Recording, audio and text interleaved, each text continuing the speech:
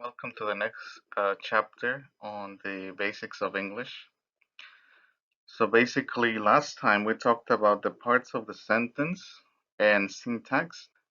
Today we're diving in a little bit deeper into the composition of the sentence and basically its subject-verb agreement.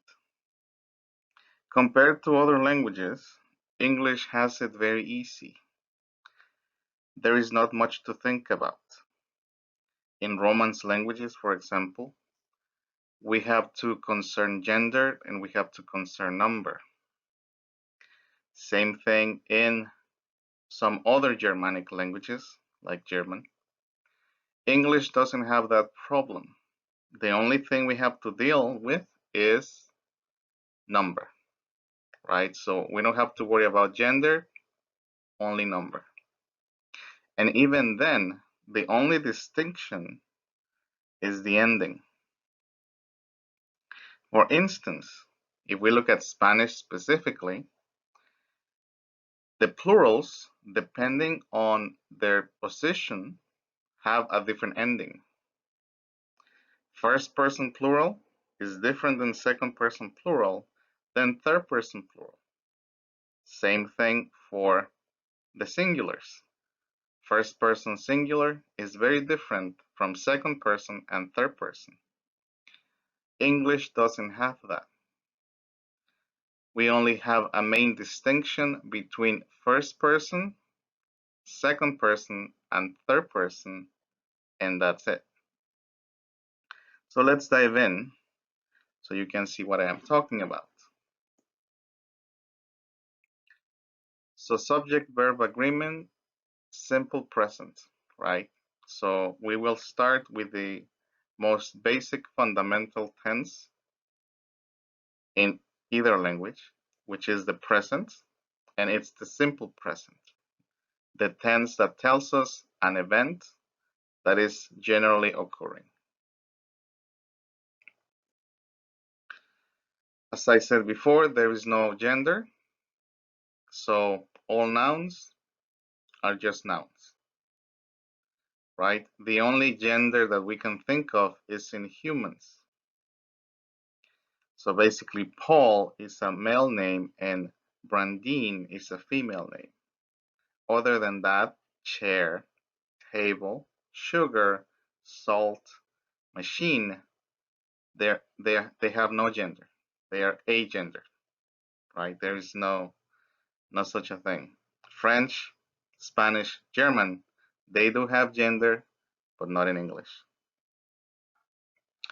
As I mentioned before, we are only concerned in numbers. Is it one thing or more than one thing? That's it. And the main distinction lies between third person and the rest, right? So this distinction is mostly within the singular sphere. So third person singular versus third person plural. The rest is basically a given. There is not much science behind it. So let's go further. Number and not gender. So the singular, as with any other language, just refers to one. A man, a woman, a table, a television.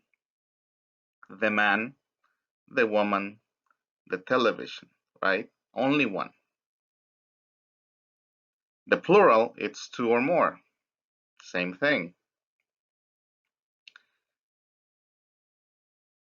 The televisions, the cats, the dogs.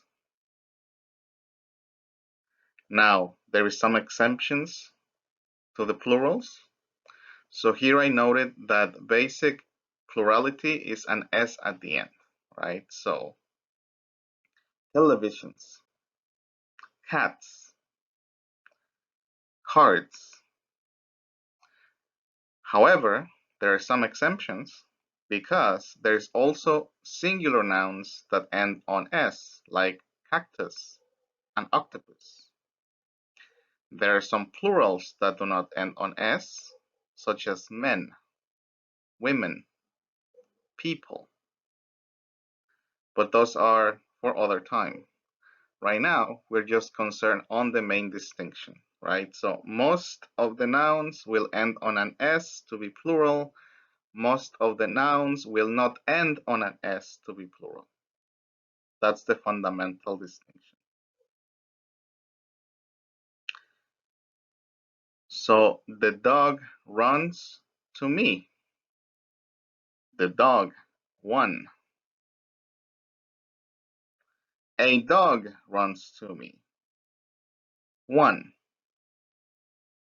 Right? So we have the, which is for very specific instances, and a for very general instances.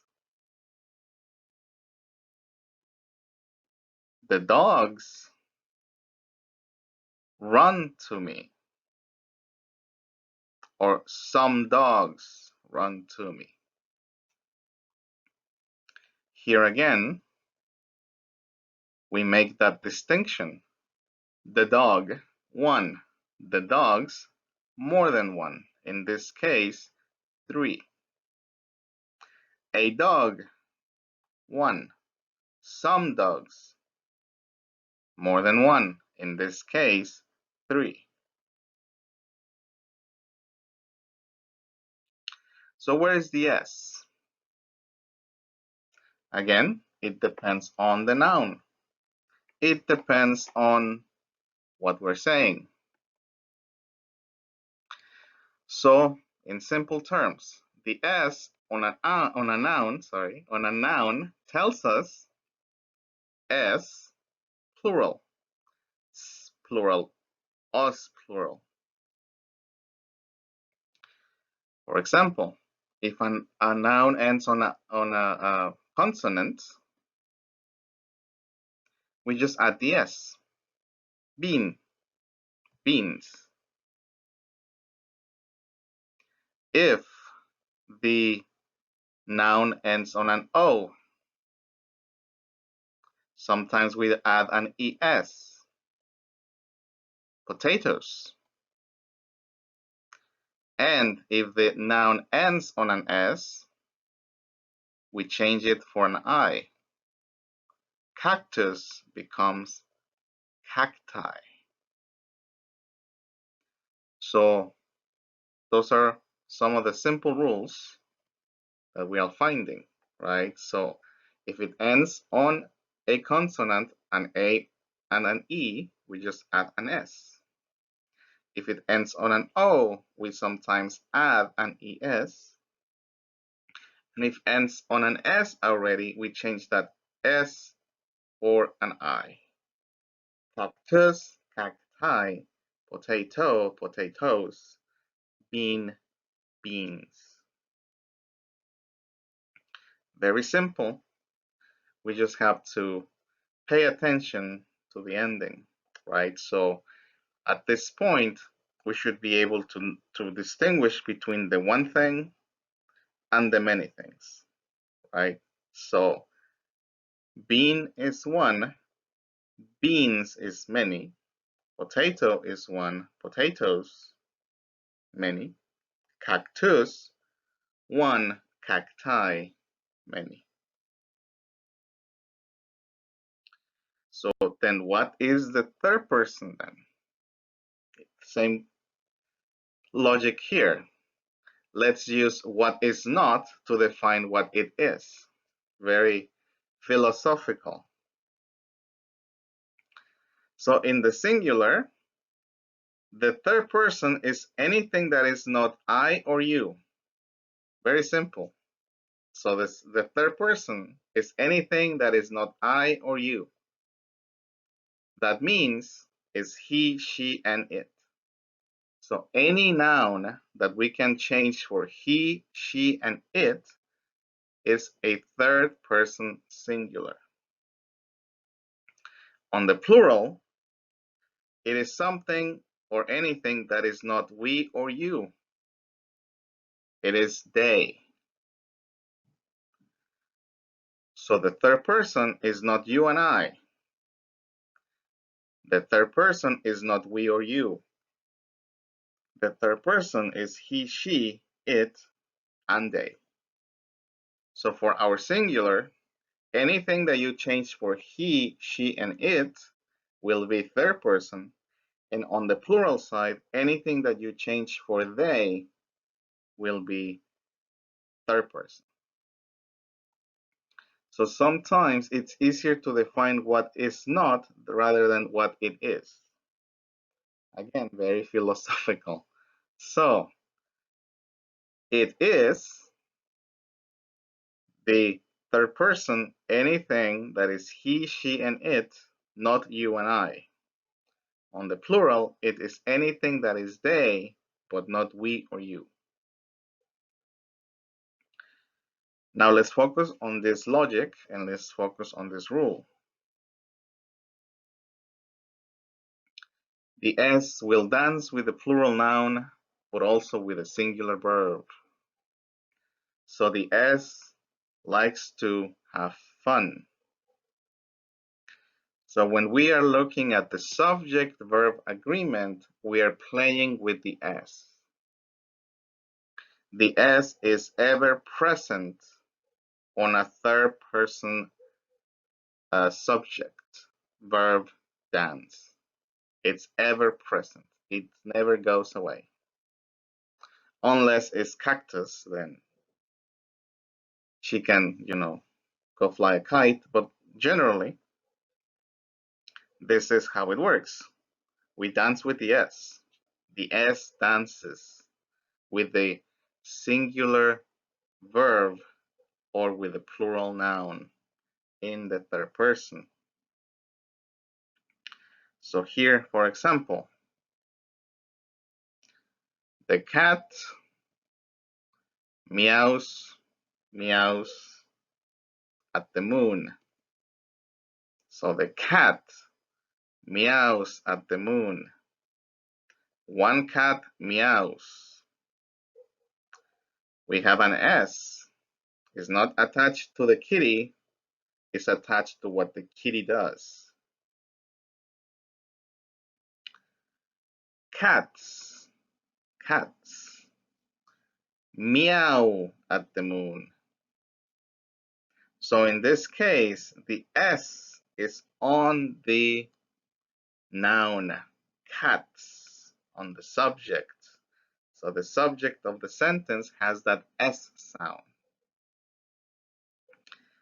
The cats meow at the moon versus the cat meows at the moon. So the S is ever present on both sentences. On the singular side, the S dances with the verb. On the plural side, the S dances with the noun. So the cat meows, the cats meow. The S is there, but changes partner. So when you think of the structure of your sentences, and you are going to write a sentence that includes a third person noun, again, it's anything that is not you and I. It is anything that is not we or you. And we will focus right now only on the singular. So only on the singular. So anything that is not you and I, you will have the S on the verb when it's only one thing. You will have the S on the noun where it's many things, but the S has to be there. So once again, the cat one meows. The cats many meow. So here's the simple formula. We just change things around. As I said before, the third person always carries an S. Always. There is no question about it. So the cat eats. The S likes to switch around. So now it's cats eat, right? So it goes from the one cat eats to the many cats eat. But at that S continues to exist. It doesn't go away. It just changes partners. So cat eats, cats eat. That S continues to be there. So it's just that dancing around that I was saying before. I don't know how to animate. If I knew how to animate, I would make a little cutesy animation, I guess, but that's something for the future.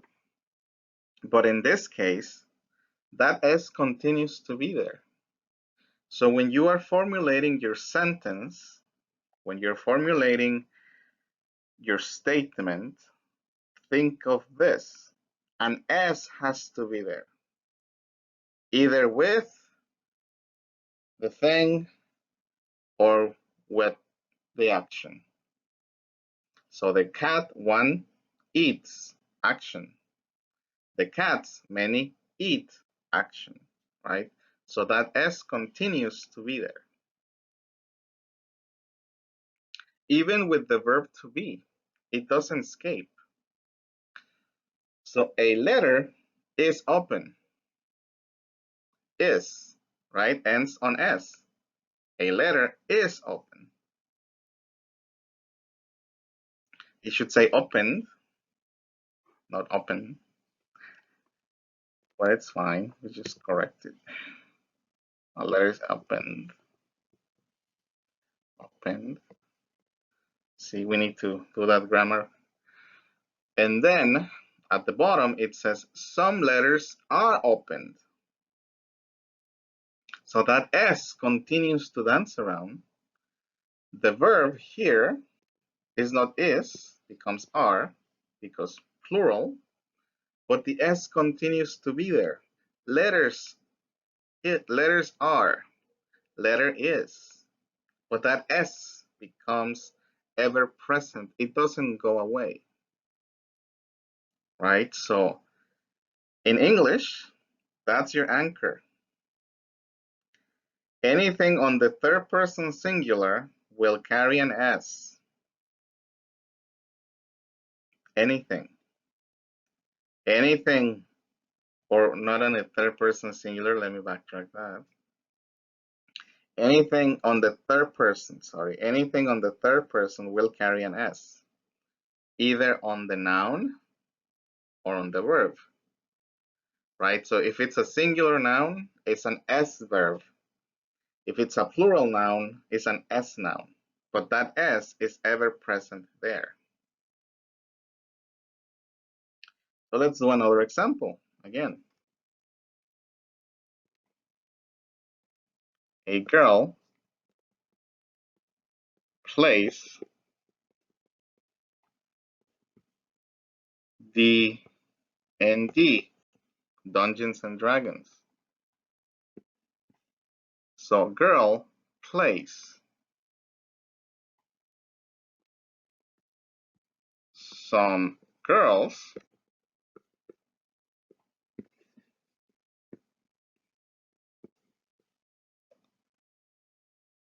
play Dungeons and Dragons. Right? So the S changed partners. A girl plays, some girls play. That S continues to be there. It's ever present. All right, I hope this helps. Please leave your questions on the comment section or email me directly. Thank you for listening, and I hope you have a great day.